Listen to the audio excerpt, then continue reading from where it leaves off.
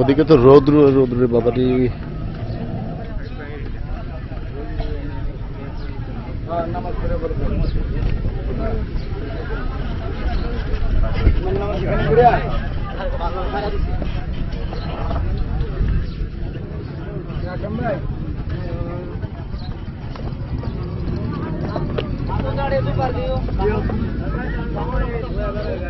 কাঁকড়া বাজার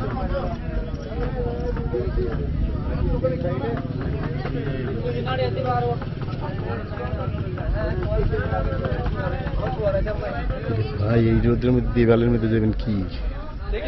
সেই কালকে যে 3 ঘন্টা আড্ডা মারছি, এই 3 ঘন্টা আড্ডার জায়গায় 3 ঘন্টা আড্ডার জায়গায় তো এটা।